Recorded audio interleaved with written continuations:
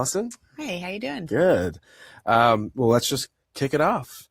Okay, first off, would love to learn a little bit more about the 2026 landscape. Edmunds is the gold standard for auto info. So to start, what is your weather report for the auto industry in 2026? It's a great question. Edmunds is really a trusted guide for car shoppers. So the auto industry has been through some considerable changes over the last number of years, and 2026 starting to normalize, but still a new experience for car shoppers. So as I'm sure you can imagine, car shoppers are really only in market every 3 to 5 years. And consumers who are coming back to market now, who haven't been in market for a while, may have some sticker shock. Average total prices that we're showing in end of 2025 for new vehicles over $49,000. And for used vehicles, that's $26,000. So consumers are going to see something a little bit unexpected, and we're there to help them through that process. One of the good trends that's happening in 2026 is more lease returns. What that means is there'll be more inventory in the market for consumers. So consumers are not only stuck with looking at new vehicles, but may also be able to consider near new vehicles that have a lot of the features that they're seeking in those new vehicles, but possibly at a better price tag. And so at Edmunds, consumers can come search through our inventory listings, and they can see things like days of vehicles on lot so that they can understand when a car may be in a better negotiating position for a dealer, or maybe is going to have a price drop associated with it. And being able to really use those inventory listings kind of is in the favor of consumers. I'd say the other piece to that, of course, just given those prices, is the greater challenge of affordability. That's huge for consumers. Right. Again, they're coming back into a market that is not what they experienced last time. And affordability most critically plays out in two ways. One will be financing. At Edmunds, we help consumers really know, or encourage consumers to get educated and know about their purchase before striking a deal with a dealer. And cost of financing can be huge. So consumers really ought to think about what that means for their total purchase price. I think that some consumers are kind of using new strategies, extending the length of their financing, though there's some caution there because it can result in a higher potential of negative equity on their vehicle over time. But I think the last point I would make related to affordability, but one that really serves the consumers, is knowing the value of your trade-in. So just kind of following the pattern of cost of vehicle prices, trade-in values have significantly risen over the last period. Since 2019, 72% increase. Oh, wow. Yeah, so in 2025, average trade-in price, according to Edmunds transaction value, was over $14,000, $14,400. That is a serious chunk of change, and something that can really help the consumer be in a better negotiating position with dealers. Consumers don't often understand that value or really appreciate how critical it is to their conversation regarding their new vehicle. And so what we're offering, encouraging consumers to do, is get an appraisal on their car, which you can do on Edmunds, as well as leveraging our multi-offer tool to get you up to 3 offers on your car at a local dealership. And that can really help kind of minimize some of the pain that consumers are feeling in the market today. It's great. No, I mean, Edmunds is a fantastic tool. I know we're here at the Super Bowl. It's all about sports. So I'd love to get your take on how you're using sports. You've leaned heavily into sports marketing recently.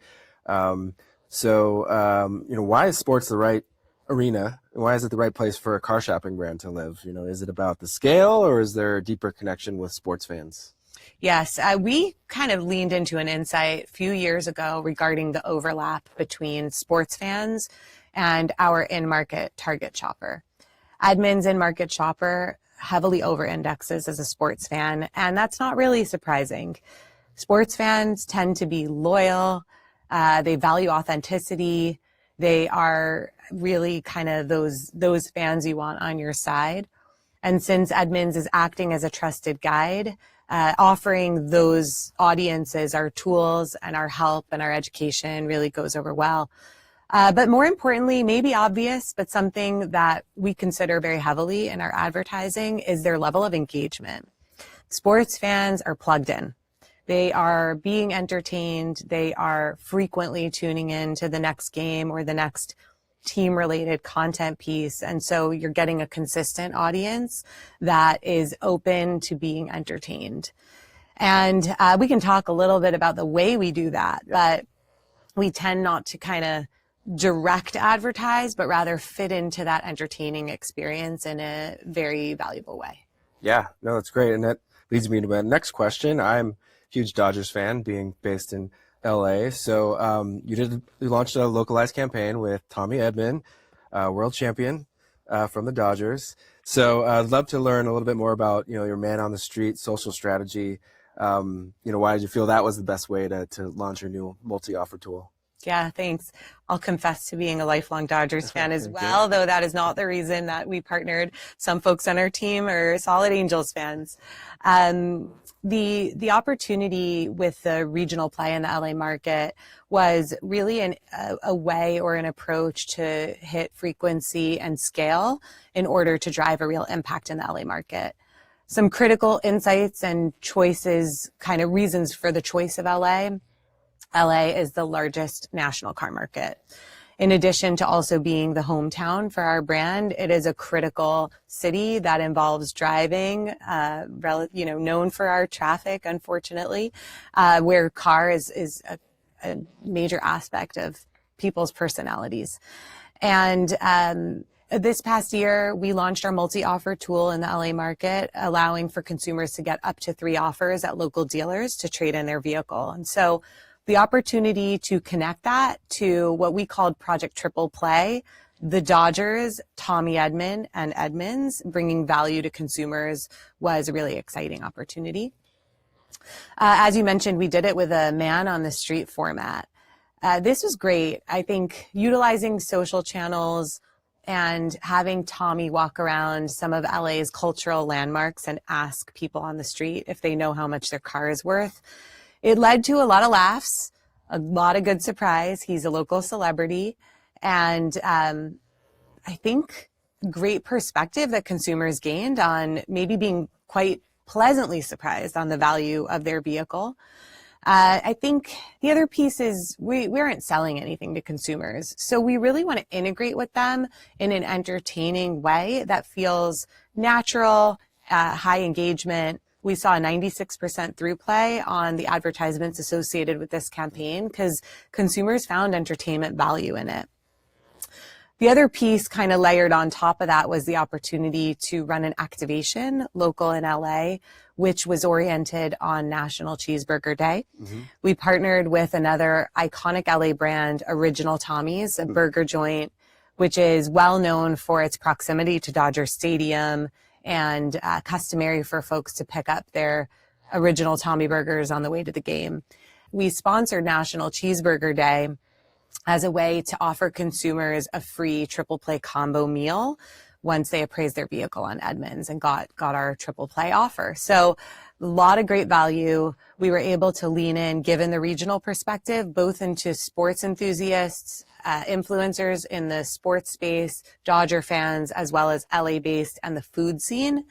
This was a really fun campaign. It got recognition nationally on some roundups for National Cheeseburger Day, so earned media reach as well as influencer and paid reach, and just gave a nice local flavor to consumers to appreciate the value that Edmunds could bring them on this important point. That's great. Yeah, I mean, amazing example. Love how, hyper personalized and localized the campaign was. We're here at the Super Bowl and want to think more nationally.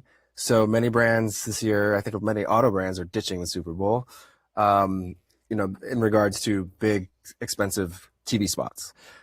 So I'd love to know, how are you thinking outside the box? What are you doing for the Super Bowl? Done anything fun around the big game? Yeah, sure. At Edmunds, again, being a trusted guide for consumers, we're always looking for a way to connect our insights in a relevant and contextualized way.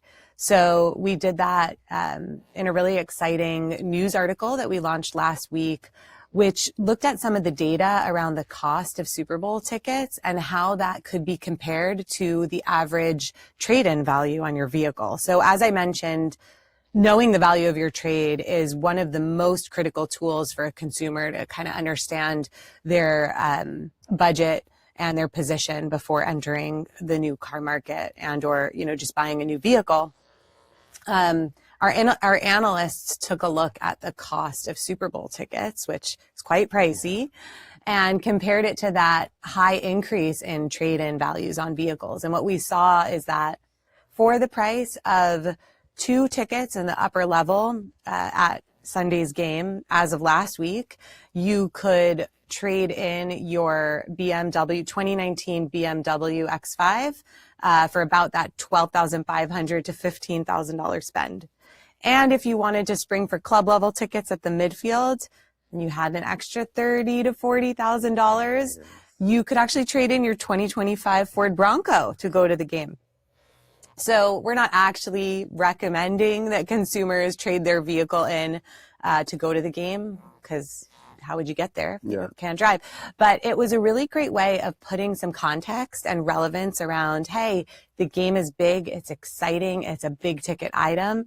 A vehicle is probably one of the biggest ticket items you'll ever purchase. And so understanding how much it's worth as compared to what you have in your pocket is kind of a way to make that a fun and entertaining effort for consumers. Yeah, I love that example. Probably get more value in the car than the ticket, but you never know. How does using fun data like that help shoppers move past the price shock and actually take an action on an appraisal or using Edmunds in any type of way? Yeah, I think, this example is a great one where there's probably some pleasant surprise for a consumer to know that they want to trade in their 2020 Toyota Camry and it's going to be worth $15,000. Suddenly that's purchase power. And so the same sticker shock that they're going to experience on the front end with regard to where the market is, there are ways in which consumers also have more value in their driveway. So at Edmunds, we really are seeking to make that approachable for consumers, knowing that this is not something they're going to do every day. They may not all be experts at it. Just showing consumers what's available to them, how much they should pay, and how to approach that with dealers to strike the best deal that will be best for their pocketbook is really is our goal. And so we do have access to a lot of first-party data. We understand how car shoppers are thinking, what they're looking at.